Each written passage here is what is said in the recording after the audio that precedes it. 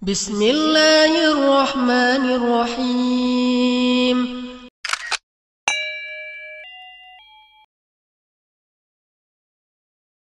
Ya, anak-anak, gimana nanti keluarga anak? Tapi seorang yang berani dia akan mengeluarkan. Lebih berani mana Umar bin Khattab sama Abu Bakar Siddiq? Lebih pemberani mana? Abu Bakar Siddiq. Secara mental berkaitan dengan harta dan secara menghadapi lawan. Ali bin Abi Thalib radhiyallahu anhu pernah bertanya, "Man asja'un nas?" Siapa orang yang paling pemberani? Ini Ali waktu jadi khalifah di Kufah. Kata orang-orang, "Anta Amirul Mukminin." Engkau. La, dzaka Abu Bakar Siddiq. Abu Bakar. Kalian tahu ketika kejadian di Mekah, Nabi SAW dipersekusi oleh orang-orang musyrikin, disakitin oleh orang. Dia yang bangun membela Rasul sallallahu alaihi wasallam. Dan keberanian itu mengantarkan Abu Bakar menjadi orang yang sangat dermawan, dan Umar kalah, jemaah. Umar tuh hanya berani membawa setengah hartanya. Abu Bakar berani membawa semua hartanya radhiyallahu taala. Itu berangkat dari keberanian. Cuma memang keberanian ini kalau lebih sedikit jadi nekat.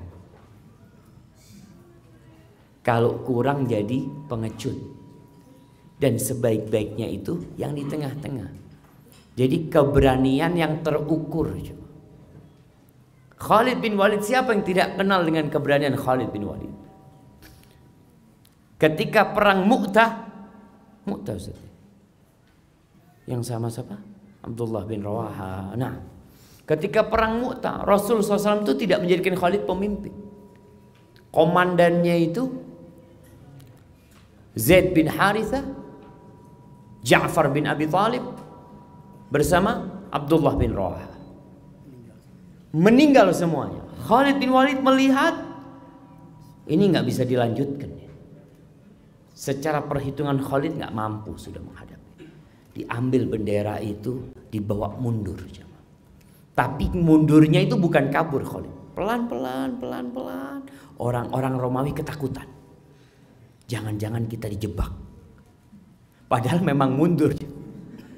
Tapi mundur dengan perhitungan. Sampai kota Madinah, itu pasukan dilemparin kerikil sama orang-orang Madinah. Mereka mengatakan antumul farrarun, kalian yang kabur dari medan perang. Orang-orang yang melarikan diri, dari itu yang terukur. Banyak anak-anak muda merasa berani padahal dia nekat. Contoh mereka yang di pinggir jalan naik motor sambil diangkat-angkat ya. Mereka merasa itu keberanian. Bukan, itu nekat.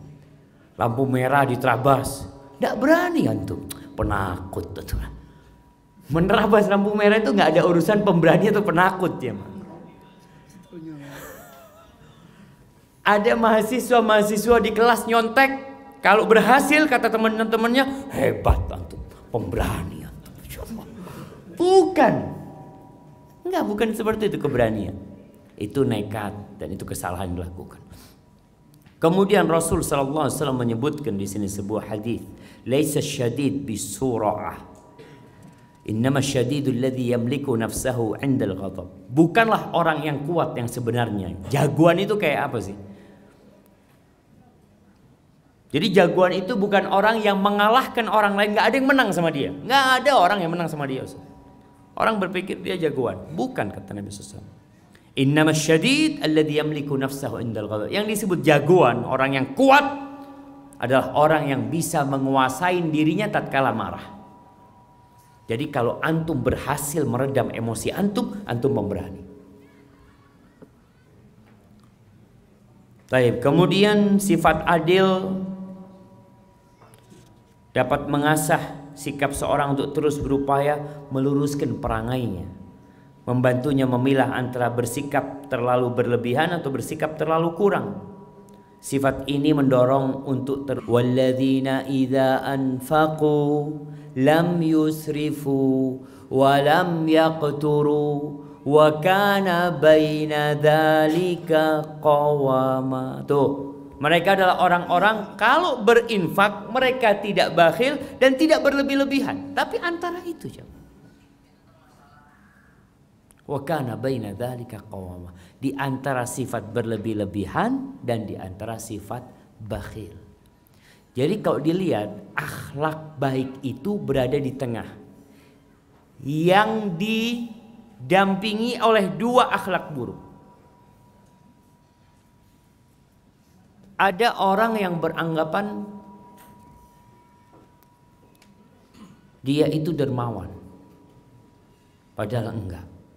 Dia itu boros, bukan dermawan. Ada orang yang bakhil tapi kata dia, enggak Ustaz, anak orangnya hemat. Jadi orang itu selalu ingin membela dirinya. Balil insanu ala nafsihi basir. Kita tuh tahu diri kita ini seperti apa. Maka tolong antum lihat di 4 tadi. Adapun 4 esensi keburukan, subhanallah, disebutkan di sini oleh Ibnul Qayyim rahimahullah taala. Yang pertama al-jahl, kebodohan. Orang bodoh itu melihat yang baik buruk, yang buruk baik. Itu orang bodoh. Dikasih tahu ini loh yang benar, enggak, kamu yang salah. Itu orang bodoh. Yang kedua zulm, sifat kezaliman. Dan subhanallah manusia ini membawa 2 sifat ini. Allah mengatakan innahu kana zaluman jahula. Sesungguhnya manusia itu benar-benar makhluk yang sangat bodoh, sangat zalim. Bukan bodoh jemaah, bukan zalim, sangat. Innahu kana zaluman jahula. Allah menyebutkan tentang bagaimana penciptaan manusia. Laqad khalaqnal insana fi ahsani taqwim. Thumma radadnahu asfala safilin. Tuh, ketika manusia berjalan tanpa bimbingan wahyu, dia hanya mengandalkan akalnya saja plus nafsu, selesai. Dia itu makhluk yang bodoh. Kenapa Allah utus para rasul? Bayangkan bagaimana Nabi Nuh alaihissalam berusaha mengangkat kebodohan dari kaumnya 950 tahun. Beliau menjelaskan kepada kaumnya, ini loh berhala, jangan beribadah kepada berhala. Kalian yang bikin patung ini 950 tahun. Tapi akhirnya wa ma amana ma'ahu illa qalil. Tidaklah beriman kecuali sedikit. Berapa yang beriman? Hadiah ini Ustaz. Masuk hadiahnya, langsung semuanya. Pakai pulpen Ustaz. Berapa yang beriman sama Nabi Nuh alaihissalam? Insyaallah 80, Masya Allah, kasih hadiahnya Ustaz. Nah, 950 tahun yang beriman cuma 80 orang. 950 tahun.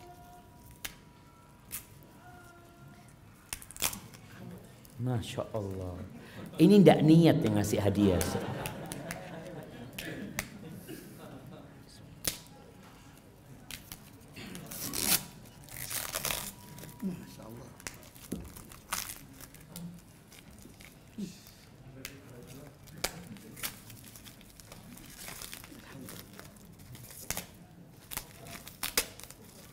Masya Allah, Masya Allah.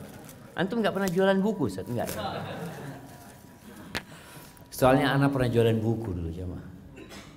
Kasih hadiahnya, Ustaz. Fadhal, Ustaz. Masya Allah.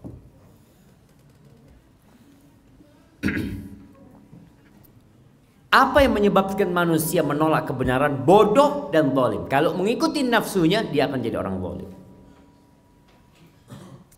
Maka itu kalau antum suka melakukan kezaliman, hendaklah memperbaiki diri.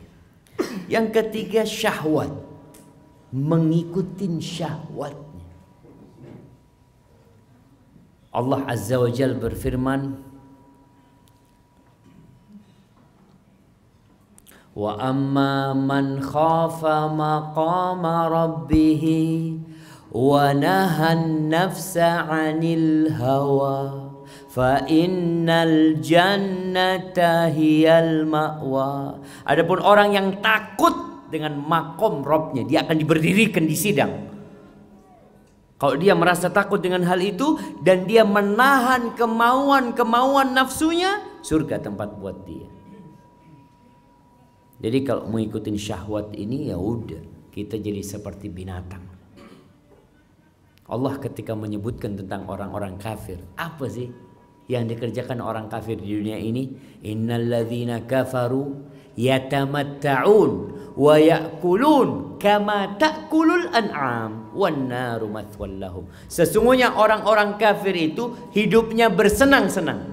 Hiburan sana, hiburan sini, kuliner sana, kuliner sini. Mereka makan seperti makannya binatang ternak. Dan neraka tempat buat mereka. Itu yang Allah katakan tentang orang-orang yang mengikuti nafsunya belaka. Kita perlu meredam nafsu kita, menahan. Subhanallah jemaah. Katanya orang kalau umur 40 tahun ke atas itu makan tidak pakai mulut, tapi pakai akal. Jadi kalau dia ngelihat makanan, mulai itu jemaah, ini kolesterolnya berapa, langsung ngukur jemaah. Dulu nggak ada, yang penting enak.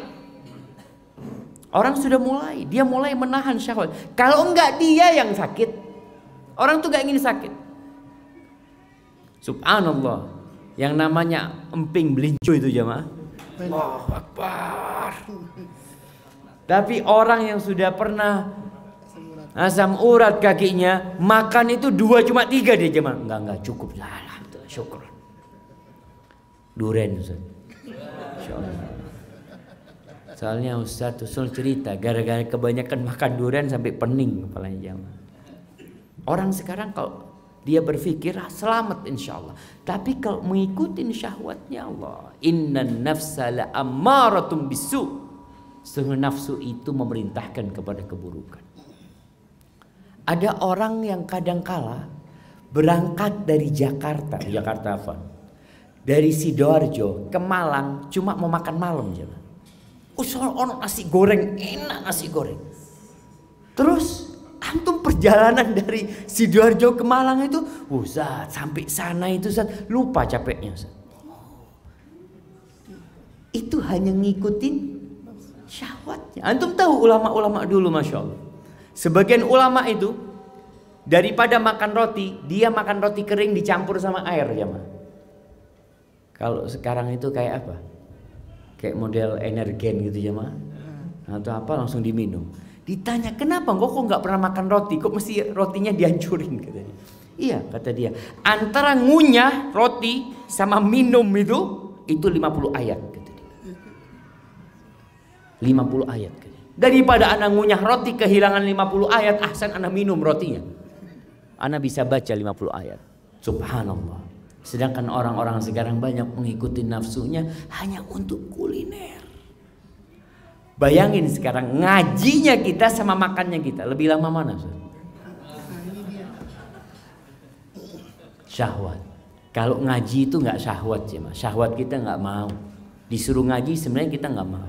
Makanya sebagian datang duduk sambil bismillahirrahmanirrahim. Ya ngikut syahwat tidurnya itu jangan. Tapi yang keempat al-ghadab, marah nih. Marah ini termasuk akar akhlak buruk. Jadi kalau seorang istri punya suami pemarah, berarti salah pilih suami. Salah pilih suami. Kenapa? Karena ketika Nabi SAW menyuruh memilih pasangan hidup, beliau mengatakan akhlaknya mulia, agamanya baik. Akhlak mulia itu salah satunya dia nggak pemarah. Makanya kalau ada perempuan kemudian dia mengadu, anak terus terang capek dengar curhatan perempuan itu. Suami anak kayak gini. Terakhir anak ngomong, kok mau mbak? Sampean sama dia kok mau? Ya itu Ustaz, baru tahunya sekarang. Oh, berarti dia tidak mencari informasi yang cukup, sehingga menyesal di kemudian akhir. Padahal udah disebutkan nih, sahabat datang minta wasiat sama Nabi SAW. Nabi nggak panjang-panjang kasih wasiat. La taghdab, jangan marah kamu. Nih sahabat terus, ya ausini ya Rasulullah, kasih wasiat lagi. Nabi hanya mengatakan la taghdab, jangan marah. Sallallahu alaihi wasallam. Maka kita perlu memperbaiki diri. Kalau punya sifat pemarah itu karakter buruk. Penghuni surga itu nggak pemarah. Makanya ketika Allah menyebutkan penghuni surga, apa kata Allah? Wal kadhiminal ghaidh. Mereka adalah orang-orang yang bisa menahan emosi mereka. Wal afina anin nas. Mereka suka memaafkan orang lain. Jadi kalau kita dapat pasangan hidup yang pemarah dan pendendam, rusak. Kenapa? Karena kita pasti berbuat kesalahan dalam kehidupan ini. Nggak ada yang lepas dari dosa. Tapi ketika punya pasangan hidup yang suka memaafkan, selesai. Jangan kesalahan 3 tahun yang lalu masih diungkit. Mas, ingat kamu waktu nyakitin hati saya. Kapan deh? 12 tahun yang lalu. Allahu Akbar. 12 tahun yang lalu jemaah. Ini terulang kembali, kata dia. Astagfirullah. Ya tapi memang harus sabar menghadapi itu. Baik. Terus jemaah, kapan sebuah karakter disebut mulia? Kita ini menghadapin ahli-ahli filsafat yang mereka memiliki barometer tersendiri, tolok ukur tersendiri mengatakan ini baik dan buruk. Apa tolok ukur mereka? Akal. Yang menurut mereka baik-baik. Sehingga akhlak mereka itu berubah-ubah. Kadangkala pengkhianatan buat mereka baik di satu tempat dan di tempat lain buruk. Kemudian mereka juga menjadikan tradisi, kebudayaan itu ukuran baik dan buruk. Kadangkala kita dengar ada istilah kearifan lokal. Nah, ada kearifan lokal. Tapi juga ada kemungkaran lokal. Kalau engkau mengatakan ada yang arif, ada yang mungkar. Terus gimana kita mengukur ini baik, ini nggak baik, ini ma'ruf, ini mungkar? Wahyu. Makanya kita orang yang beriman itu enak, nggak terombang-ambingkan dengan kondisi. Rasul SAW mengatakan la takhun man khanak. Jangan mengkhianati orang yang mengkhianatimu. Nggak ada dalam Islam istilah dia pernah berkhianat kepadaku maka aku sekarang akan berkhianat kepada dia. Nggak ada. Maka sebuah akhlak dikatakan mulia apabila sesuai dengan wahyu. Ini yang pertama. Yang kedua, akal dan hati nurani manusia. Jadi memang Allah telah meletakkan di diri kita ini jamaah detektor akhlak, detektor kebaikan dan keburukan ada. Allah mengatakan wa nafsi wa ma sawwaha fa'alhamaha fujuraha wa taqwaha. Kita bisa tahu ini nggak baik ini. Kalau dikatakan berzina jamaah, tanyalah sama orang-orang, menurut kamu berzina itu baik apa enggak? Ketika seorang sahabat minta izin berzina, bayangkan seorang sahabat Nabi rahimahullahu ta'ala wa radhiyallahu ta'ala anhu datang kepada Nabi kita Muhammad alaihi salatu wasallam mengatakan, ya Rasulullah, idzan li bizina, izinkan aku untuk berzina. Dia tahu zina haram, tapi dia minta izin untuk berzina. Ketika dia minta izin berzina, sahabat ini pada ribut. Kok ada orang kayak gini? Lalu apa kata Nabi SAW? Udru, sini. Sampai dekat sama Nabi SAW. Duduknya rapat sama Nabi SAW. Sehingga Nabi bisa menyentuh dada dia. Nabi tidak berbicara tentang ayat-ayat yang mengharamkan zina. Kenapa? Karena dia sudah tahu zina haram. Makanya dia minta izin berzina. Apa kata Nabi SAW? Atardahu li ummik. Engkau mau nggak ibumu dizinain? Mulai nih detektor yang ada di diri dia dihidupkan kembali. Engkau ridho nggak ibumu dizinain orang? Ya nggak mungkin ya Rasulullah SAW. Ja'alani Allahu fidak. Lalu Nabi mengatakan kepada dia SAW, walan nas yardawna li ummahatim. Orang-orang juga nggak ridho ibunya dizinain. Engkau mau nggak saudarimu dizinain? Engkau mau nggak? Atau anak perempuanmu dizinain? Enggak mau Rasulullah SAW. Orang juga nggak mau. Engkau mau nggak bibimu dizinain orang? Enggak Rasulullah SAW. Bibumu dari pihak ibumu? Enggak Rasulullah SAW. Dia selalu mengatakan ketika Nabi menawarkan itu kepada dia, dia mengatakan ja'alani Allahu fidak. Enggak Rasulullah SAW. Aku siap menjadi pertebusan untuk dirimu. Lalu Nabi selalu mengatakan kepada dia SAW, walan nas yardawna li ammahatihim banatihim akhwatihim. Orang juga nggak mau. Akhirnya ketika orang ini sudah muncul kebencian kepada zina, Nabi SAW menepuk dadanya mendoakan dia. Allahumma tahhir qalbah wa hassin farjah. Ada satu lagi apa Ustaz? Ya Allah, sucikan hati dia dan jaga kemaluan dia. Itu diantara doa yang Nabi doakan buat dia. Akhirnya sahabat ini mengatakan, tidak ada satu perbuatan yang lebih aku benci daripada perzinaan. Jadi memang ada. Kita itu perlu menumbuhkan hal itu. Akal bisa mengukur, tapi bukan segala-galanya. Tetap memerlukan wahyu ilahi. Dan ada orang yang hati nuraninya udah mati, udah nggak paham mana yang baik mana yang buruk. Naudzubillah. Anak kadangkala anak kandungnya dizinain. Naudzubillah. Ini ada orang yang sudah sakit jamaah. Type yang ketiga, tradisi, uruf, budaya di masyarakat itu bisa menjadi tolak ukur akhlak itu baik atau buruk selama tidak bertentangan dengan syariat. Tetap ukuran kita wahyu. Allah sudah turunkan Al-Quranul Karim. Apa kata Allah? Inna hadzal Qur'an yahdi lillati hiya aqwam. Ini Quran menunjukkan kepada jalan yang paling lurus. Kalau kita melihat penyimpangan-penyimpangan yang terjadi, kesesatan-kesesatan yang menimpa umat, itu sejajar dengan penyimpangan mereka dari Al-Quranul Karim. Semakin mereka jauh dari Al-Quran, semakin jauh penyimpangan mereka. Semakin mereka mendekat, semakin mereka mendapatkan petunjuk. Baik. Kemudian di sini dibahas langkah-langkah mengasah hati nurani ya. Kita perlu mengasah supaya hati nurani kita itu jadi, istilahnya itu hassas.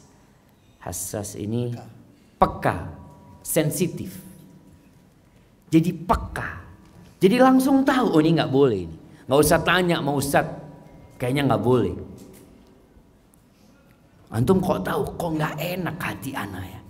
Karena ketika datang seorang sahabat bertanya kepada Rasulullah SAW tentang akhlak yang mulia dan tentang dosa. Dia bertanya tentang akhlak yang mulia, tentang albir, tentang kebaikan. Jawab Nabi SAW, albirru husnul khuluq. Bukan husnul yakin. Ustaz ini namanya husnul khuluq, husnul yakin. Kebaikan itu husnul khuluq, akhlak yang mulia. Wal ithmu, dan dosa, Nabi tidak menyebutkan dosa ini 1, 2, 3, 4, enggak. Beliau memberikan sebuah kaidah buat orang ini. Mahaka fi nafsika wa karihta ayyattali alaihin nas. Sesuatu yang bergejolak dalam jiwamu dan engkau tidak ingin orang lain tahu. Itu dosa. Jadi mungkin kita nggak tahu dalilnya jemaah, tapi perasaan nggak enak kita melakukannya itu, jangan sampai orang lain tahu. Dari situ kita bisa mengatakan kayaknya nih dosa. Nabi juga pernah mengatakan, istafti qalbak sallallahu alaihi wasallam. Mintalah fatwa kepada dirimu, kepada hatimu. Jadi minta fatwa kepada hati kita.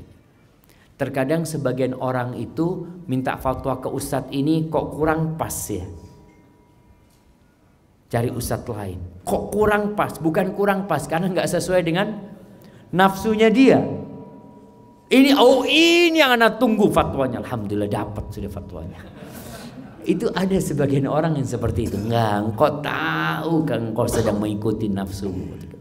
Maka Nabi SAW mengatakan, istafti qalbak, albirru matma'annat ilaihi nafas watma'anna ilaihi alqalb wal ithmu ma haka fi nafas wa taraddada fi sadr wa in aftaka an-nas wa aftauk. Halaman 61 ini jemaah. Kebajikan itu adalah apa-apa yang menenteramkan jiwamu dan menenangkan hati. Kita mengamalkan itu tenang tanpa ada beban. Sedangkan dosa sesuatu yang meragukan jiwa, meresahkan hati, walaupun orang-orang sudah ngasih fatwa kepada.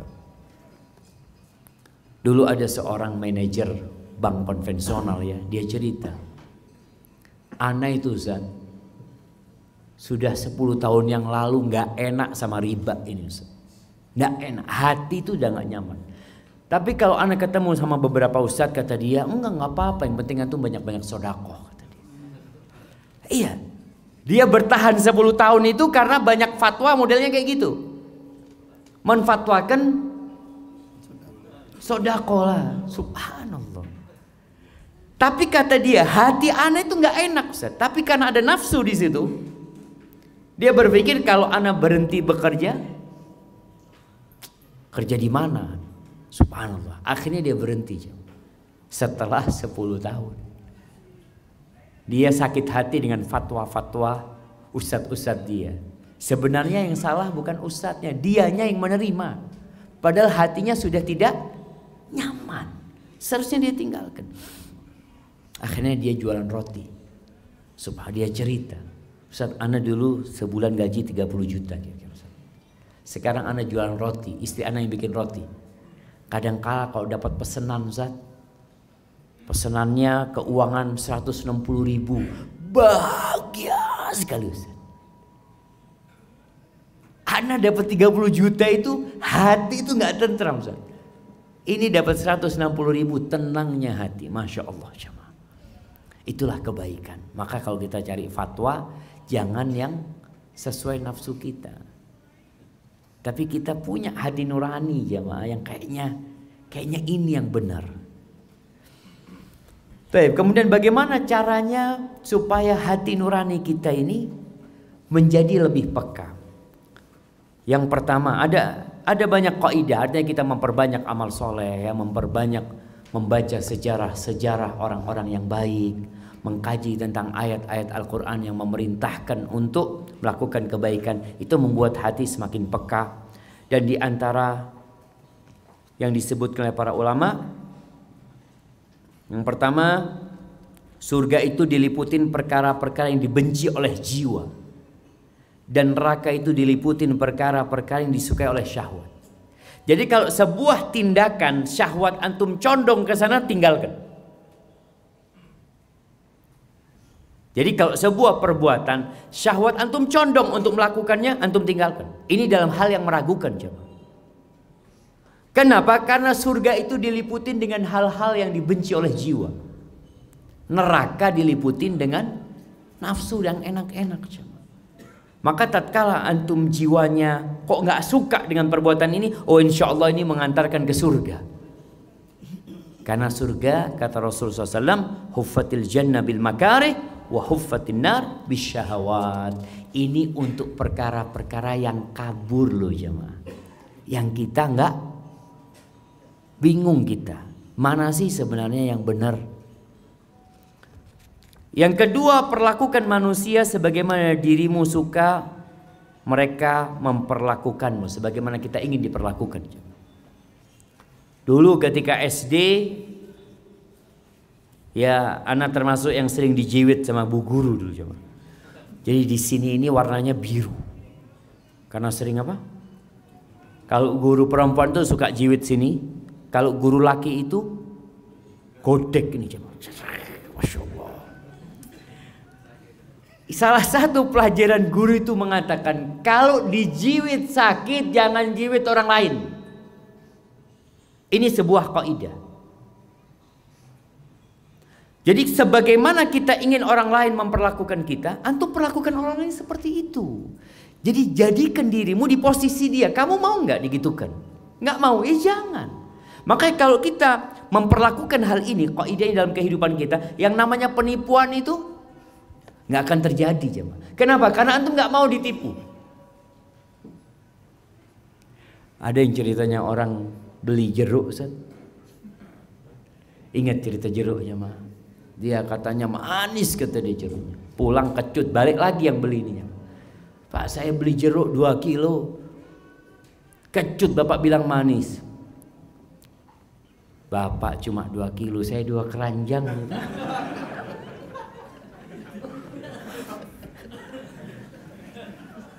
Artinya dia ditipu orang, mau nipu orang. Seharusnya tidak terjadi. Sebaliknya, antum kan gak mau ditipu orang. Kok antum nipu orang gitu loh. Allahu Akbar, jemaah. Maka intinya, sebagaimana kita ingin diperlakukan oleh orang, perlakukan orang lain. Subhanallah, Rasul sallallahu alaihi wasallam mengatakan, la yu'minu ahadukum hatta yuhibba li akhihi ma yuhibbu li nafsi. Tidak beriman seseorang di antara kalian sampai dia mencintai orang lain seperti mencintai diri sendiri. Seperti mencintai diri sendiri. Orang beriman itu bersaudara, ya. Jangan sampai kita memperlakukan hal ini hanya kepada sahabat. Dan ini banyak terjadi. Kadangkala kita mau belanja sesuatu, mau belanja buah, mangga, kita datang ke orang yang kita kenal, tanya, Mas, mangganya enak? Aduh Ustaz, enggak Ustaz, lagi kurang bagus Ustaz. Datang orang lain, Pak mau beli mangga, oh Masya Allah, baru datang nih, Zen. Aduh antum ngomong Ustaz, ya kan Ustaz, ana nggak ingin nipu Ustaz, dosa, kata dia. Oh, kalau nipu orang biasa nggak dosa, pikirnya dia. Innamal mu'minun semuanya saudara. Maka kita harus memperlakukan hal ini. Ini yang akan membuat tadi nurani kita semakin peka kepada orang lain. Jadi kalau antum melihat kadangkala antum masuk ke bis, antum duduk, ada orang tua berdiri. Coba antum bayangkan, kalau antum tua, apa yang antum inginkan? Yang muda-muda ini kadangkala ngelihat orang tua langsung pasang headset, nunduk ke bawah. Pura-pura nggak kelihatan. Kenapa dia pura-pura nggak kelihatan? Karena dia tahu nggak enak perasaan dia ngelihat orang tua berdiri, dia duduk. Itu perasaan dia nggak nyaman. Maka terpaksa dia pura-pura nggak ngelihat. Soalnya kalau dia ngelihat terus dia berdiri. Karena nggak nyaman dia. Maka ini yang perlu kita praktekkan dalam kehidupan ini. Kemudian yang ketiga, berkaitan dengan sabda Nabi SAW. Barang siapa yang menghindari syubhat, maka ia telah menyelamatkan agama dan kehormatan. Meninggalkan syubhat. Jadi kalau ada perkara yang syubhat, syubhat ini ada yang antara wajib dan sunnah. Apa yang harus kita lakukan? Kalau ternyata ada yang mengatakan wajib, ada yang mengatakan sunnah, sikap kita apa? Kerjakan. Karena dua-duanya perintah gitu loh. Lebih selamat kita kerjakan. Soalnya kalau ada yang mengatakan, iya kan ada yang berpendapat sunnah. Iya, ada yang berpendapat sunnah. Terus apa ruginya untuk ngerjain? Bagaimana kalau yang benar ternyata yang berpendapat wajib? Antum telah meninggalkan kewajiban. Maka kalau antara wajib dan sunnah, antum memilih mengerjakan. Kalau antara haram sama makruh, tinggalkan. Ini kan ada dua pendapat, ada yang mengatakan haram, ada yang mengatakan makruh. Sikap seorang muslim meninggalkan untuk menyelamatkan agama dan kehormatan dirinya. Karena bisa jadi haram. Daripada ana ngerjakan yang makruh, nanti bisa masuk kepada yang haram, lebih baik ana tinggalkan. Jadi ingat, bicara syubhat ini, kalau antara sunnah dan wajib berarti kita kerjakan. Kalau antara makruh dan haram kita tinggalkan. Baik. Kemudian jamaah, di halaman 72 ada pembahasan tentang resep meraih karakter yang mulia. Kita udah paham nih. Bagaimana sekarang supaya kita bisa meraih karakter yang mulia? Ada usaha. Yang pertama, ini doa jamaah salah. Bukan yang pertama, doa ini yang ketiga. Yang pertama itu adalah tashihul aqidah, memperbaiki akidah. Itu pembahasan Ustadz Abu Ubaidah nantinya. Tashihul aqidah.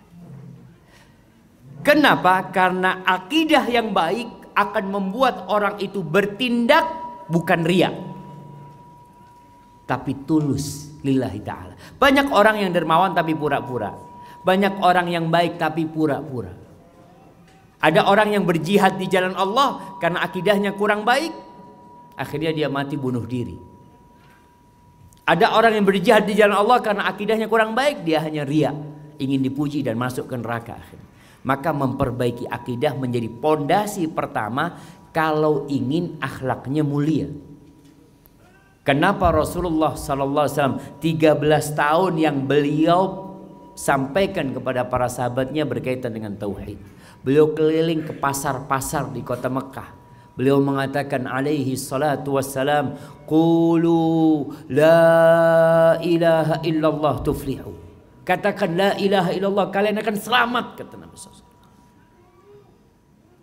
Ayat-ayat yang turun di kota Mekah rata-rata berkaitan dengan akidah, berkaitan dengan iman kepada Allah, iman kepada hari akhir, dan iman kepada kenabian Rasulullah Sallallahu Alaihi Wasallam. Itu yang terus diulang-ulang.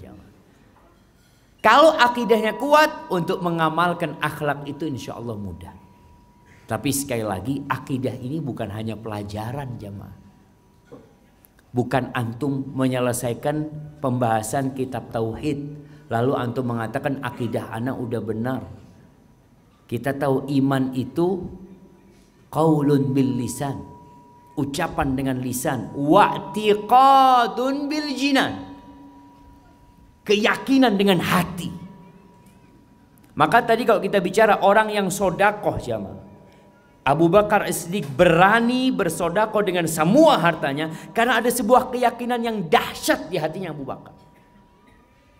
Sampai kata para sahabat, oh Abu Bakar itu mengalahkan sahabat yang lainnya bukan karena amalan dia lebih banyak dari yang lainnya, tapi dengan sesuatu yang terhujam di dalam dadanya.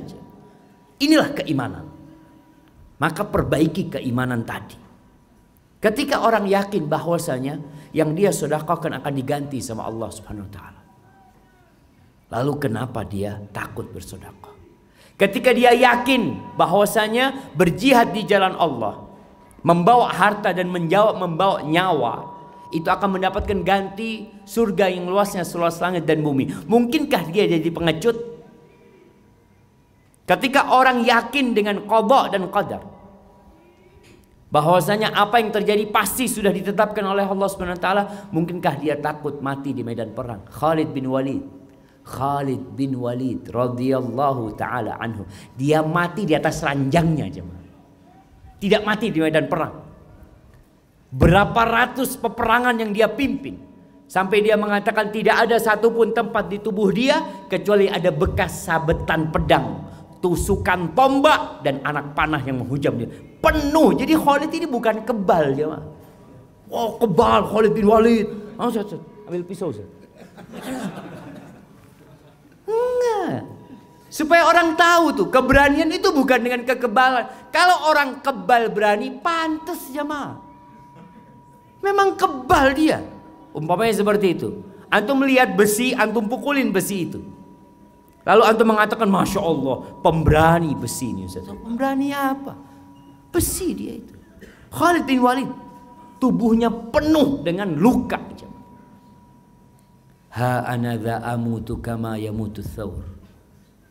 Kalian lihat sekarang aku mati seperti matinya sapi jantan. Mati di atas ranjang. La namat a'yunul jubana. Semoga nggak tidur tuh orang-orang yang pengecut. Soalnya orang kalau pengecut tuh takut nggak bisa tidur jemaah. Kematian itu inilah keyakinan tadi jemaah. Beriman dengan takdir Allah Subhanahu wa taala membuat orang jadi bisa berakhlak mulia. Ketika seorang mau marah, dia mau marah nih, mau melampiaskan amarahnya dan dia mampu melampiaskan amarahnya, tapi dia ingat dengan firman Allah, wal kadhiminal ghaidh, itu penghuni surga orang-orang yang menahan emosinya, dia jadi tahan emosinya karena yakin penghuni surga harus seperti itu. Maka tashihul aqidah menjadi cara yang pertama untuk memperbaiki akhlak. Yang kedua, tekun ibadah.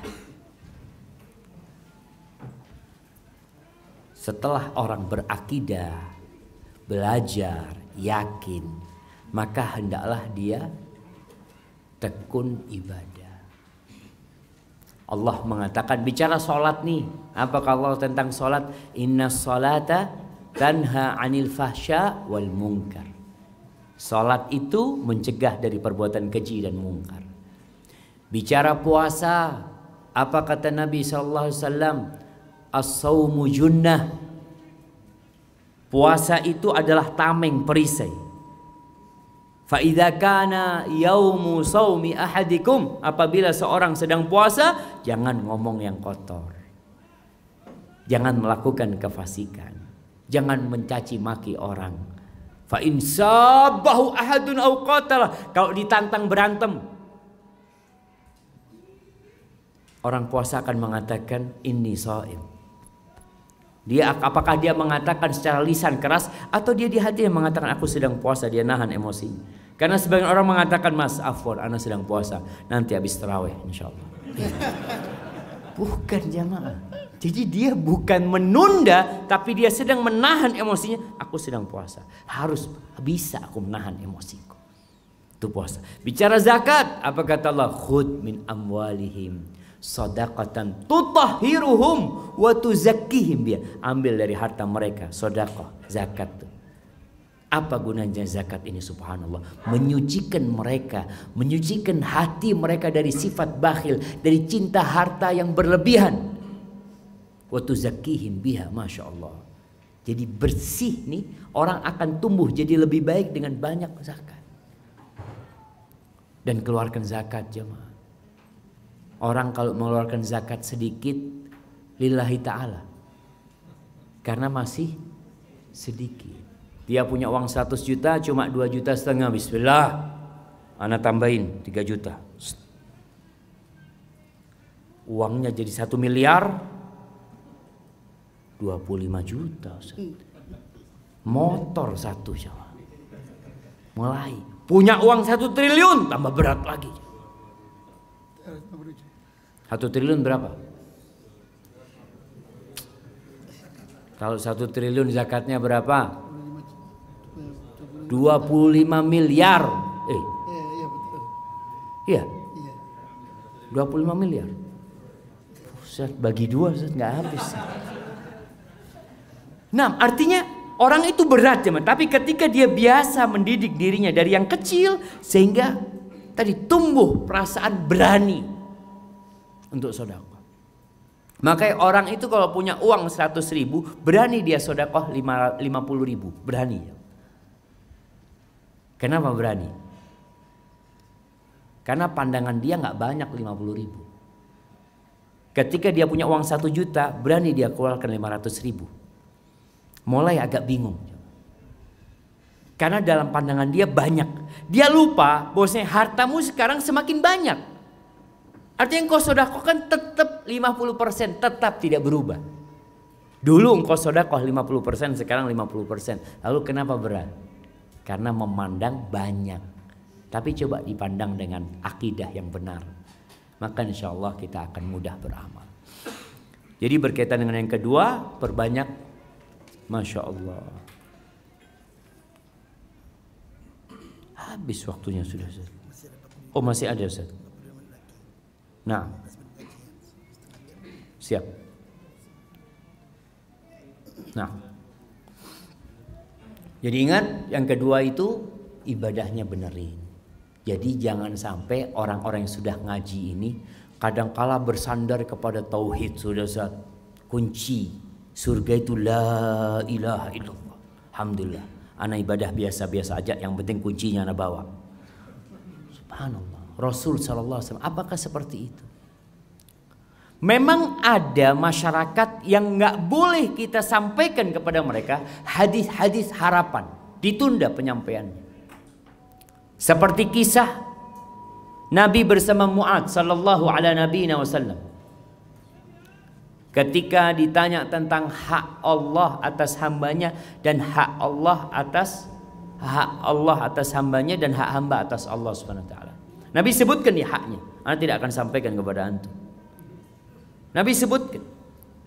Ketika selesai Nabi menyebutkan kepada Mu'adz bin Jabal, apa kata Mu'adz? Afala ubashirun nas? Apakah boleh aku sampaikan kepada umat manusia, kasih kabar gembira kepada mereka? La, jangan. Fayattakilu. Nanti mereka akhirnya bertawakal, akhirnya malas beribadah. Enggak. Di surga itu banyak derajat yang tinggi. Biar mereka berlomba-lomba ke sana. Tapi kadangkala hadis ini disampaikan di awal-awal kajian tentang tauhid. Padahal Mu'adz bin Jabal radhiyallahu anhu baru menyampaikan hadis itu ketika mau mati. Ketika mau mati baru dia sampaikan. Karena dia takut ada sebuah ilmu yang belum tersampaikan. Maka kita pun ketika menyampaikan lihat orangnya. Jangan dimotivasi dia untuk beramal. Memang itu keutamaan tauhid jamaah. Subhanallah. Allah mengharamkan neraka buat orang yang mengatakan la ilaha illallah. Tapi jangan sampai orang itu dibikin malas beribadah gara-gara kita sampaikan hal ini. Ada orang yang sedang berbuat dosa ya, dan dia nggak tobat-tobat, lalu kita sampaikan kepada dia hadis tentang yang membunuh 100 orang. Tentang mas, ada yang bunuh 100 orang aja tobatnya diterima. Oh iya, ana baru 70. Kita salah menyampaikan jamaah. Artinya perlu melihat orangnya supaya dia tidak salah faham.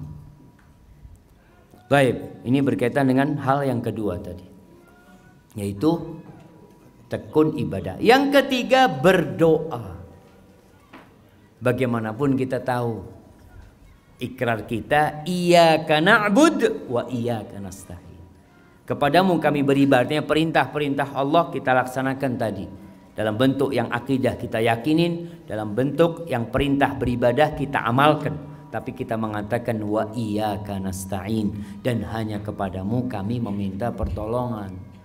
Maka kita minta tolong sama Allah. Dan subhanallah, Allah itu janji mau nolong kita jamaah. Allah mengatakan di surah Ghafir ayat 60, wa qala rabbukum ud'uni astajib lakum. Dan Rabb kalian yang menciptakan kalian, yang menghidupkan dan mematikan kalian, yang memberikan rizki kepada kalian, itu menyuruh kalian berdoa. Jadi kalimat Rabb ini jamaah, Masya Allah, seharusnya menggerakkan di hati kita sesuatu yang besar sekali. Tatkala kita mengatakan Rabbi. Siapa Rabbi ini? Engkau tahu gunung yang ada di sebelah itu Allah yang menciptakan. Kita lihat tuh sawah-sawah sepanjang mata memandang, tuh Allah yang menumbuhkan. Engkau melihat tuh hujan yang turun. Kalau seluruh penduduk dunia ingin menurunkan hujan, mereka nggak akan bisa. Tuh Allah yang menurunkan. Ketika mengatakan Rabbi, kita minta sama Rabbi, ya Allah ya. Maka lihat doanya para nabi itu banyak pakai Rabbi. Karena tahu ya Allah, aku milikmu ya Allah. Aku gak akan bisa berbuat apa-apa kecuali engkau bantu dan engkau tolong. Maka Allah katakan ud'uni astajib lakum innal ladzina yastakbiruna an ibadati sayadkhuluna jahannama dakhirin. Sesungguhnya orang-orang yang menyombongkan diri dari beribadah kepadaku, gak mau berdoa sama Allah, gak mau memohon kepada Allah, merasa sudah cukup, merasa memiliki. Dan ini bahaya. Orang kalau sudah merasa memiliki, biasanya akan melampaui batas. Sebagaimana Allah firmankan di surat Al-Alaq, innal insana la yatgha. Manusia itu benar-benar melampaui batasnya. Kapan? Ar-ra'ahu istaghna. Ketika dia melihat dirinya memiliki, udah punya. Taib. Dan orang yang paling lemah adalah orang yang paling nggak bisa berdoa. Doa itu bermanfaat untuk sesuatu yang sudah turun dan yang belum turun. Jadi ada sesuatu yang ada pada diri kita. Ya Allah Ustaz, ana ini kok punya sifat tadi pemarah Ustaz ya. Ana nggak bisa bergurau Ustaz. Kalau teman bergurau kadangkala ana temperamen tadi seperti itu. Ada orang seperti itu. Minta sama Allah. La yaruddul qadha illa du'a. Nggak ada yang bisa menolak takdir kecuali doa. Dan doa pun dari takdir Allah. Makanya Umar bin Khattab, ada sebuah riwayat yang mengatakan inni la ahmilu hammad du'a. Aku tuh tidak terbebani dengan inni la ahmilu hammal ijabah. Dia mengatakan aku itu tidak terbebani dengan dikabulkannya doa. Kenapa? Karena Allah janji akan mengabulkan doa. Masa kita nggak percaya? Wa inna ma ahmilu hammad du'a. Yang jadi beban aku itu doa. Kadang-kala nggak bisa berdoa aja. Waktu-waktu mustajab kita ngobrol. Wallahi sahih. Kemarin tuh habis asar. Itu waktu mustajab. Harapan dikabulkannya doa. Antum ngapain kemarin? Antum tanya, kadang-kala ya Allah. Sibuk ngobrol, ngopi, minum teh, macam-macam. Kan boleh santai Ustaz, boleh. Tapi ini kesempatan berdoa. Dan banyak kita tidak memanfaatkan. Antara azan dan qomat. Waktu mustajab. Di sepertiga malam akhir. Waktu mustajab. Kita ngapain? Tidur. Allah wa nasallallahu al-afiyah jamaah. Moga Allah kasih kesempatan buat kita untuk lebih mendekatkan diri kepada. Maka doa. Dan kebanyakan orang doanya hanya minta dunia. Kita itu sering minta doa kesembuhan karena kita tahu sakit. Orang kalau nggak sakit nggak minta kesembuhan. Tapi kalau sakit dia minta kesembuhan. Kita tahu nggak kita sedang sakit jiwa kita. Jiwa kita ini sakit. Maka perlu tiap hari minta sama Allah Azza wa Jalla. Ini di antara doa yang diajarkan oleh Nabi SAW ya.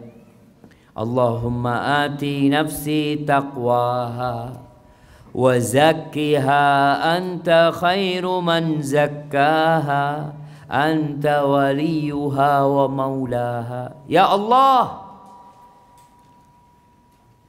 jadikan jiwaku ini jiwa yang bertakwa. Berikan ketakwaan itu kepada jiwaku. Wa zakkiha, sucikan jiwaku ini. Jiwa ini bisa kotor ketika manusia mengikuti syahwatnya. Dan kita tahu orang ketika berbuat dosa ada nokta hitam di hatinya. Kita minta dibersihkan. Kemudian mengatakan anta khairu man zakkaha, engkaulah sebaik-baiknya yang menyucikannya, anta waliyuha maulah, engkau penjaga dan pemeliharanya ya Allah. Allah yang memiliki jiwa kita. Jadi jalan pintas itu memang doa ya. Bukan berarti kita nggak usaha, nanti kita bicara usaha. Kemudian ini doa yang dibaca Nabi SAW, hadis riwayat Muslim. Ini doa istiftah di malam hari. Nabi kalau sholat malam biasanya baca ini potongan doanya.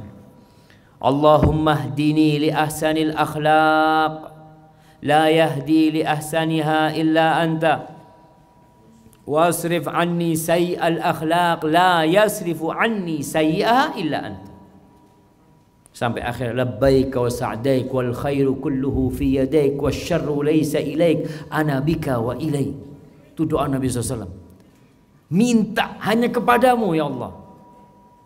Ya Allah, berikan tunjuki aku pada akhlak yang baik. Minta, bayangkan dia, minta ditunjukin kepada akhlak yang baik. Padahal Allah Azza wa Jalla telah mengatakan kepada Nabi alaihi salatu wassalam, wa innaka la'ala khuluqin azim. Sesungguhnya engkau benar-benar berada di atas akhlak yang mulia, yang agung. Ternyata beliau masih berdoa. Kemarin yang ada yang bertanya tentang Nabi Muhammad SAW, itu kan Nabi Ustaz, Nabi berdoa. Artinya antum ikutin Nabi aja. Apa yang bisa diikutin? Kita disuruh bertakwa kepada Allah sesuai dengan kemampuan kita. Nabi berdoa, baca doa. Kemudian doa Nabi juga SAW, Allahumma hassanta khalqi fahassin khuluqi. Ya Allah, sebagaimana Engkau telah membaguskan tubuhku, penciptaanku, maka baguskan akhlakku. Jadi kalau dilihat bahasa Arabnya, akhlak itu dari asal kata kha lam qaf. Kha lam qaf. Ada khalqun, ada khulqun wa khuluqun. Khalqun itu rupa manusia yang zahir. Rupanya kayak apa sih? Ya kelihatan, matanya lebar, umpamanya, alisnya bagus, dagunya apa? Terbelah. Istilahnya apa Ustaz? Apa istilahnya dagu yang terbelah itu jemaah?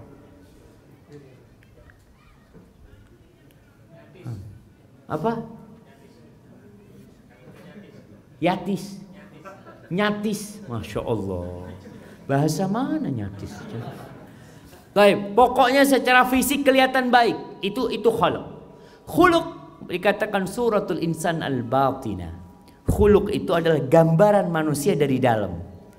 Ada gambaran luar, ada gambaran dalam. Banyak orang peduli dengan gambaran luar. Kalau bercermin, senyum-senyum sendiri. Dia lihat, Masya Allah. Sayang cerminnya nggak bisa ngomong. Kalau cermin bisa ngomong, bosen dia. Ya antum lagi hari ini, antum lagi. Allah, itu suratul insan al-zahir. Orang banyak peduli dengan itu, sehingga kalau kita lihat perempuan-perempuan itu, Masya Allah, apa saja dia lakukan untuk menjaga penampilannya. Bapak-bapak juga seperti itu kadang-kadang. Baca doa ini, bukan hanya ketika bercermin. Ini doa kapan aja dibaca. Tapi kadang-kadang antum tersenyum di cermin, Allah, ingat sama Allah. Ya Allah, sebagaimana Engkau baguskan rupaku, tubuhku, maka baguskan akhlakku. Ingat doa ini dibaca umum, bukan hanya ketika bercermin. Baik, kemudian waktunya Ustaz masih ada Ustaz. Yang keempat, berilmu, belajar. Orang tuh kalau belajar insya Allah jadi faham mana yang baik dan mana yang buruk. Ana punya anak Yusuf yang nomor 5. Dia sekarang sedang PAUD. Masya Allah. Dia pulang dari sana ada perubahan. Karena ilmu itu memang merubah sikap seseorang. Dia diajarin di sana. Jadi kalau sekolah kemudian nggak berubah karakternya, tutup sekolahnya.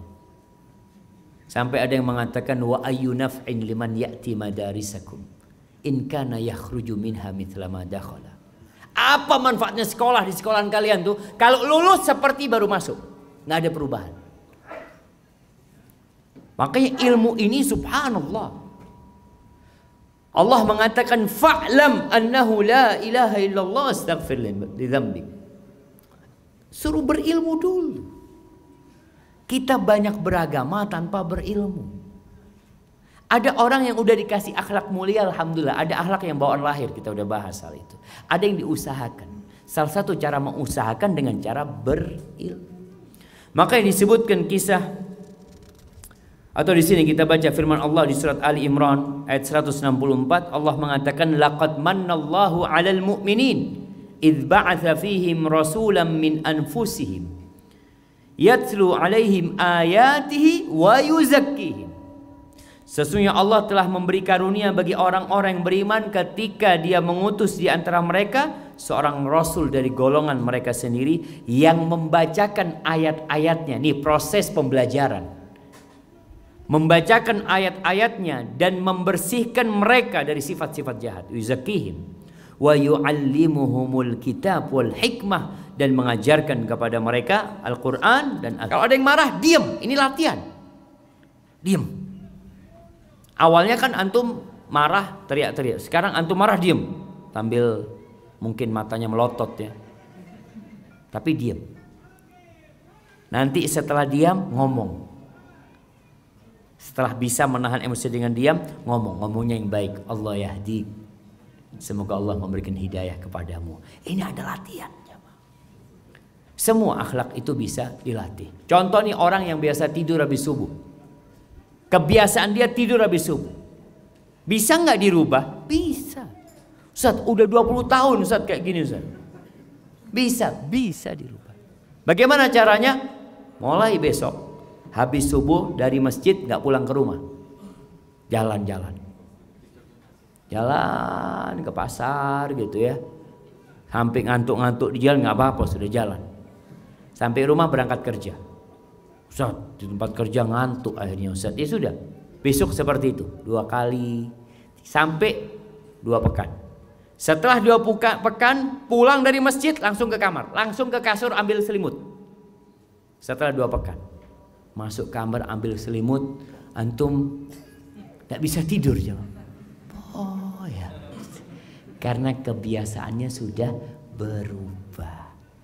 Jadi semua itu perlu pelatihan. Jadi nggak ada yang mengatakan Ustaz, anak dari lahir udah kayak gini Ustaz, udah nggak bisa. Nggak ada kata-kata nggak bisa. Kita nggak boleh putus asa. Allah itu kata Allah, ana inda dhanni abdi bi. Aku bergantung dengan perasaan hambaku kepadaku. Jadi kalau antum husnudzon sama Allah bisa berubah, insya Allah antum akan berubah. Kemudian yang keempat, lingkungan. Faktor lingkungan juga mendukung. Kita perlu menciptakan lingkungan yang baik. Ada orang dari kampung, Masya Allah jemaah, ke Jakarta jadi supir mikrolet. Kumpul tuh sama supir-supir mikrolet. Kira-kira ngomongnya pelan-pelan apa teriak-teriak jemaah? Teriak-teriak. Karena lingkungannya seperti itu. Dan kalau dapat lingkungan yang tidak mendukung, pindah. Kenapa disyariatkan hijrah? Ya karena tadi ada anak-anak yang lingkungannya ya minum, dia akan minum. Anak SD minum karena lingkungannya minum. Antum lihat doli yang di Surabaya yang sudah dihilangkan. Embahnya pelacur, ibunya pelacur, anaknya juga pelacur, nyambung karena lingkungannya sudah seperti itu. Ketika dihilangkan lingkungan tersebut, alhamdulillah bisa berubah, bisa insya Allah. Adalah perubahan itu. Kemudian profesi. Orang ini profesinya menentukan jemaah. Orang yang profesinya sebagai pengembala kambing itu akhlaknya baik. Yang profesinya sebagai pengembala unta biasanya kasar. Antum lihat supir pribadi sama supir bis malam sama enggak jemaah? Sama-sama supir, tapi beda yang disupirin. Itu pun mempengaruhi.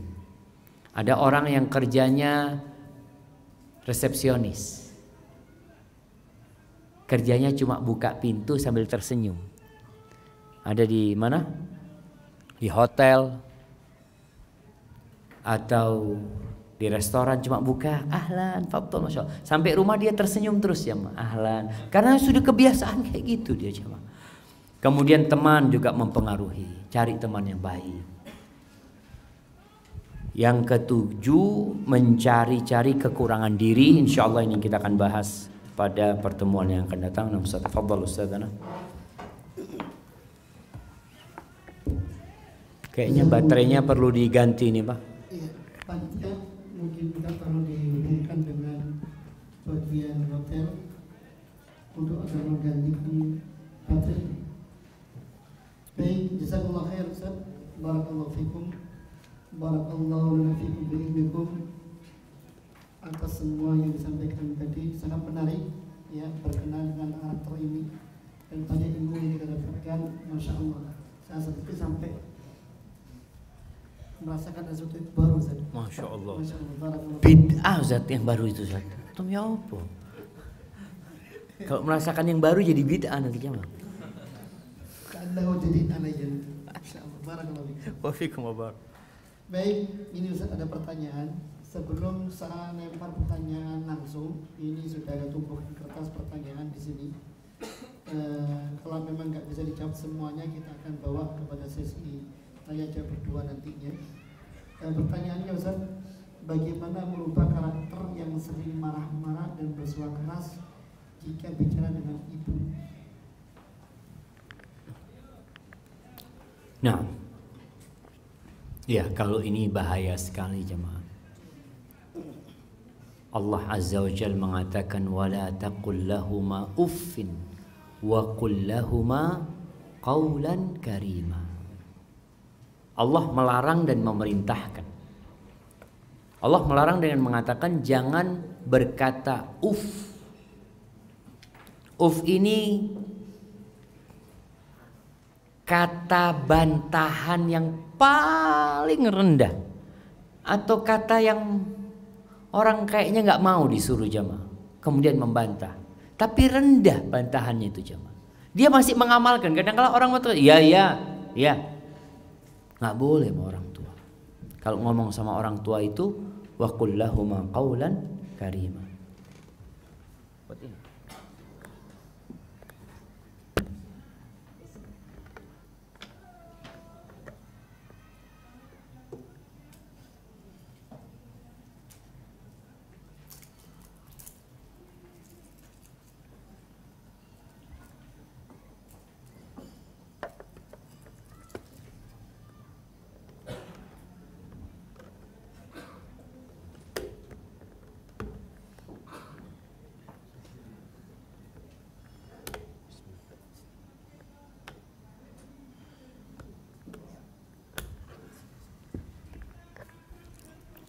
Wa qul lahuma qawlan karima. Jadi kalau ngomong sama orang tua itu dengan ucapan yang karim, yang mulia. Kata-katanya mulia, intonasinya indah. Jadi ngomong sama orang tua harus seperti itu. Bagaimana sekarang cara merubah karakter anak ini tadi? Mungkin kalau ngomong sama orang tua keras-keras, mulai diem. Ngomong sama orang tua, kalau mau bicara, diam dulu, berpikir. Ingat dengan firman Allah, aku disuruh berkata yang baik. Susunan kata-kata yang hendak disampaikan, mohon diucapkan di dalam hati dulu. Pantas tidak aku katakan buat orang tua? Sakit nggak orang tuaku kalau aku ngomong seperti ini? Ada orang yang Masya Allah, kalau ngomong sama orang lain baik, ngomong sama keluarga, sama orang tua kasar. Biasanya karena lupa dengan budi baik orang tua. Oleh jamaah kita itu nggak boleh merasa besar sama orang tua, tidak boleh. Antum tetap kecil. Antum tetap anak. Allah menyuruh kita berdoa, wa qur rabbirhamhuma kama rabbayani shaghira. Tiap berdoa antum mengingat shaghira, kecil, sehingga antum terbentuk, ya anak ini masih kecil. Kalau mungkin antum berpendapat sekarang Ustaz, anak yang biayain orang tua, anak yang bantu orang tua, Allah suruh ingat ketika antum kecil. Antum alhamdulillah nggak dibuang ke got sama orang tua antum. Nah, bisa apa manusia? Bayi itu bisa apa sih jamaah? Bisanya cuma teriak-teriak nangis. Maka seorang anak yang tadi mungkin ngomongnya kasar, mengingat itu ya Allah ya. Allah murka sama dia. Sehingga akan membuat dia menahan diri ketika berbicara dan melatih. Usahakan latihan di depan cermin, latihan. Apa yang antum akan omongkan? Lihat, gini pas nggak ngomong sama orang tua seperti ini? Sekarang alhamdulillah jemaah. Dulu kita latihan ceramah di pondok itu suruh ngelihat cermin. Jadi kadang-kala ketawa-ketawa sendiri. Sekarang sudah ada handphone. Antum taruh nih handphone, Selfie, video. Antum ngomong sama orang tua. Setelah itu antum lihat. Cocok enggak? Kayaknya enggak ya.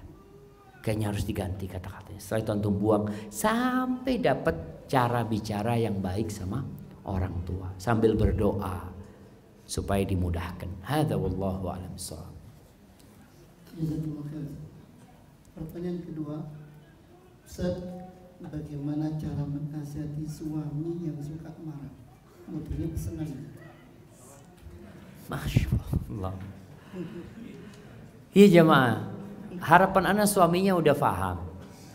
Kalau sifat marah itu sifat yang buruk. Bahkan termasuk pilar akhlak buruk itu marah. Antum lihat orang yang membunuh karena marah. Setelah membunuh dia akan menyesal. Antum lihat orang yang keluar kata-kata buruk dari mulutnya. Ada suami yang akhirnya menceraikan istrinya ketika dia marah. Apa yang terjadi sama dia? Dia akan menyesal. Jadi kalau bagaimana menasehatin suami? Yang pertama, istri harus mengkondisikan. Bikin suami nggak marah. Aduh, ruwet sama suami. Kadangkala urusan sendok aja marah. Nah, alhamdulillah. Istri yang sudah hidup bertahun-tahun dengan suami, dia tahu dengan karakter suami. Dia tinggal catat. Kapan suami marah? Suami marah biasanya jam 7 pagi, Ustaz. Sebelum berangkat kerja. Ketahuan jemaah. Taib, jam 7 pagi. Terus marah lagi pulang kerja, Ustaz. Jam berapa? Jam 4. Oke, jam 7 sampai jam 4. Alhamdulillah. Dari jam 7 jam 4 kan nggak ada marah-marah. Syukur nanti. Iya, karena nggak ada suami di rumah, Ustaz. Taib. Kemudian marah lagi jam berapa? Mau tidur, Ustaz. Udah ketahuan. Jadi marahnya sehari 3 kali. Alhamdulillah. Setelah ketahuan jadwal marah suami, sekarang cari penyebab suami marah. Udah ketahuan jadwalnya. Kalau pagi, pagi biasanya Ustaz urusannya apa kalau pagi? Kunci motor, Ustaz. Dia yang ke masjid subuhan, dia yang taruh kunci motor, kita yang dimarahin. Oh siap, bikin serep nanti. Kunci serep 20 bikin. Suami ribut, kunci motor mana? Padahal tahu yang salah siapa? Suami nih. Tadi suami yang pakai motor, kemudian dia marah-marah sama istri. Dan istri nggak boleh ngomong sama suami, nggak boleh ngomong sama suami. Oh, kan abang yang naruh kunci, jangan. Itu akan menambah suami lebih marah. Itu tidak menyelesaikan, itu bukan solusi. Tapi suami marah, langsung buka lemari. Bang, nih ada model baru bang. Foto. Itu saya jazakallah khair. Udah ketahuan nih marahnya karena kunci. Karena biasanya marahnya suami ini hanya pengulangan. Istri tahu, nggak ada yang baru. Itu hanya rekaman. Jadi ya mungkin rekaman suami memang terbiasa aja, bang. Subhanallah. Subhanallah. Anak kemarin naik kuda. Itu kata pelatihnya, Ustaz, kuda ini kalau biasa di tempat ini berhenti, Ustaz. Biasanya dia berhenti, Ustaz. Nanti dibawa keliling tempat ini dia berhenti. Kuda itu kalau terbiasa dia jalan, diajak lari nggak mau, dia jalan aja karena udah terbiasa seperti itu. Maka perlu pembiasaan baru sekarang. Suami sekarang udah dibiasakan pagi cari kunci selalu ada. Dengan tersenyum istri mengatakan, "Tafadhali, Bang." Siap. Berangkat dia. Dia mau melampiaskan amarahnya nggak jadi ya, Mak. Karena rekamannya harus marah pagi ini anak. Nggak bisa marah pagi ini, berarti nanti pulang anak mau marah. Mungkin dia seperti itu. Sore apa biasanya? Biasanya suami pulang marah, Ustaz, karena anak nggak bukain pintu. Udah tahu ke itu penyebabnya. Sekarang anti kalau anak kadang-kala perempuan nyusuin anak, jangan di kamar, duduk di depan pintu, nyusuin anaknya. Suami datang langsung bukain. Ahlan bang, tafadhol. Insyaallah. Duh, nggak marah lagi hari ini. Iya tetap itu jemaah. Nanti malam dibiasakan seperti itu, lama kelamaan hilang. Jadi istri pun punya peran besar. Dan buat orang yang menahan emosinya, subhanallah. Di sebuah hadis Rasul SAW mengatakan tuh tentang orang yang kadhama ghaidhahu wa huwa qadirun ala ayyunafidhahu. Dia bisa melampiaskan emosinya, tapi dia tahan. Pada hari kiamat akan di depan manusia, dia akan disuruh milih bidadari mana yang dia suka. Subhanallah. Jadi ketika suami mau marah, ingat sama bidadari. Oh ya, ana mau yang di sana. Sabar. Itu juga insya Allah membuat dia lebih bisa sabar. Fadhal Ustaz. Nah. Sedikit tambahan. Nah. Ada kisah sedikit. Ada seorang suami kerja di kota. Pulang ke rumah, istri memang kemudian disesat. Tahu dia kalau suaminya pulang itu capek. Pulang disambut, tidur dipijit sampai tertidur. Habis tertidur, sang istri berdandan, mandi, dibangunkan. Mas, monggo bangun. Sampai pilih nedo sego atau nedo kulo. Sangar ini jemaah. Gak pernah marah akhirnya. Akhirnya nggak pernah marah, masya Allah. Nedo kulo tak ada sego. Masya Allah. Itu perlu dicontoh itu ibu-ibu ya, masya Allah. Mudah-mudahan bisa dikerjakan terus. Kenapa cerita pribadi? Oh, wallahu a'lam, mana nggak tahu. Insyaallah. Baik Ustaz, ada pertanyaan lagi Ustaz. Masih masalah suami Ustaz. Ini model curhat ini. Afwan Ustaz, bagaimana menghadapi seorang suami yang sikapnya welcome dengan orang lain, akan tapi untuk istrinya tidak. Ngobrol dengan orang lain disempatkan, jika di rumah sudah capek, kalau tidak capek, jika di rumah sudah capek, kalau capek repot dengan HP atau yang lainnya. Jadi untuk istri hanya untuk melampiaskan syahwatnya. Terkadang kumpul dengan keluarga sedikit sekali. Mohon nasihatnya, jazakumullah khair. Masya Allah jemaah. Iya. Sebagaimana sabda Rasul SAW, khairukum li nisaihim. Orang yang terbaik di antara kalian adalah yang paling baik sama istri-istrinya, sama keluarganya. Yang pertama nasihat anak buat sang istri, sebelum buat suaminya, hendaklah bersabar. Kita tuh harus melihat yang baik itu dari Allah, yang buruk itu dari kita. Kenapa anak kok dapat suami seperti ini? Mungkin masalahnya di anti. Silahkan perbanyak istighfar, perbaiki diri. Perbaiki hubungan kita sama Allah, insya Allah Allah Rabbul Alamin akan memperbaiki hubungan kita dengan keluarga kita. Jadi kalau ada hubungan yang buruk, mungkin penyebabnya karena hubungan kita sama Allah tidak baik. Ini buat istri dan buat suami nasihat. Jadi tolong diperbaiki, karena berarti ada yang nggak benar. Kemudian yang kedua, kalau dikatakan suami modelnya seperti itu, karena yang bertanya istri, maka istri hendaklah mengkondisikan. Suami mau sibuk dengan handphonenya, ngomong sama suami, "Bang, abang main handphone, boleh anak pijetin kakinya bang?" Masya Allah. Itu suami akan bingung. Karena istri biasanya nuntut sama suami, hak dia. Dia punya hak. Tapi kalau dalam rumah tangga itu yang ada menuntut hak dan kewajiban, yang ada berantem. Apalagi suami merasa dia komandan di rumah. Maka mulai saat ini anti tidak bicara hak anti, tapi anti bicara hak suami. Bagaimana suami senang? Abang mau main handphone, ana ambilkan power bank bang ya, fadhol bang. Kasih power bank, kasih apa sambil dipijitin kakinya. Bang boleh ana sambil ngaji bang, Insya Allah. Di ruqyah suami jamaah. Nah, artinya tetap istri berusaha untuk mendekat sama suaminya. Kemudian istri ini banyak modal bicara istri ini yang nggak update. Maka istri harus mengimbangin suami. Suami sukanya apa sih? Suami sukanya bola, Ustaz.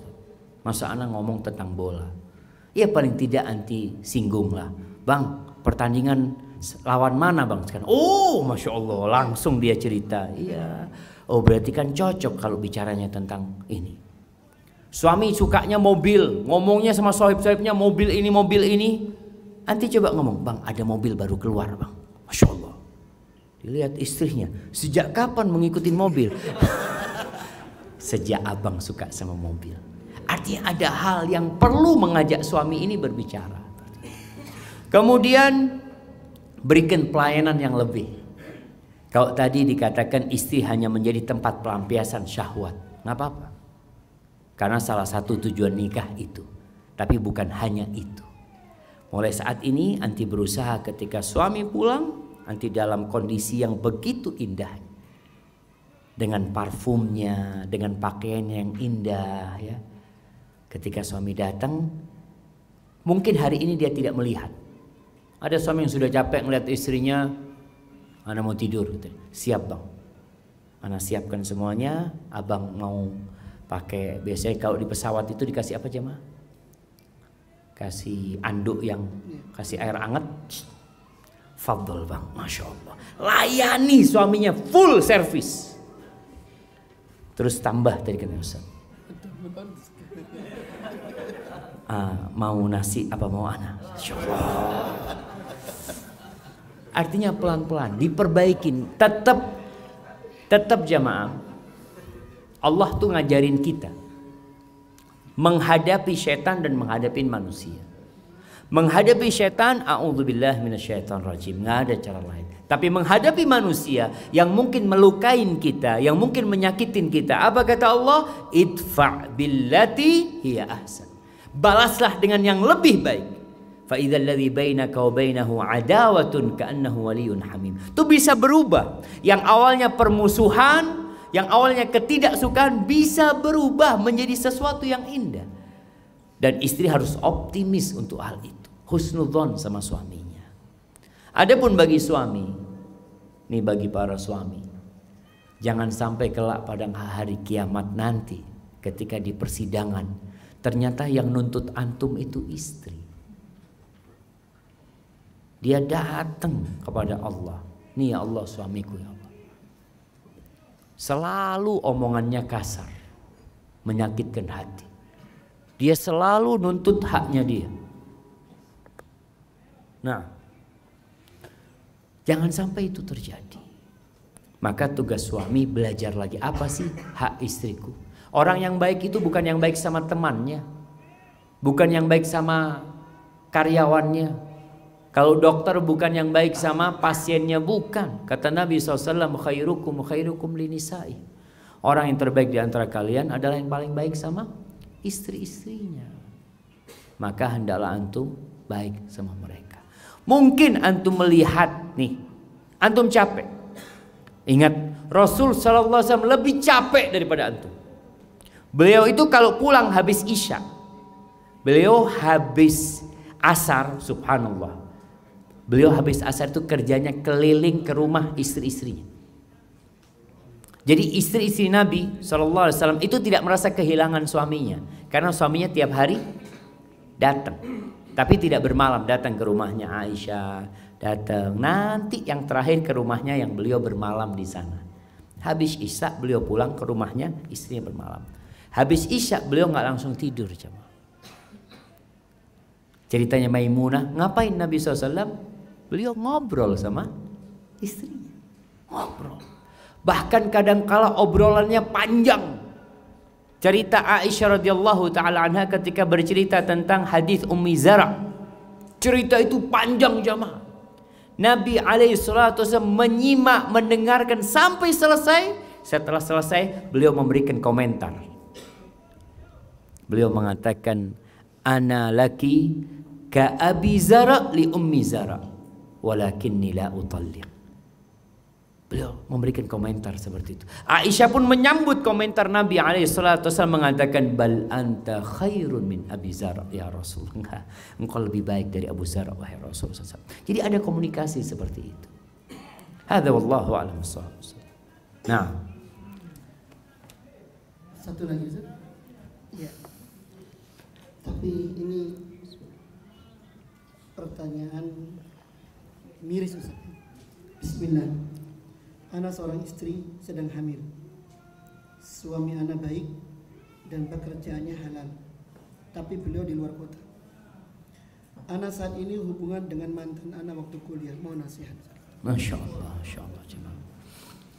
Allahu Akbar jemaah. Nih teknologi yang ada membuat banyak rumah tangga hancur. Apa yang harus dilakukan?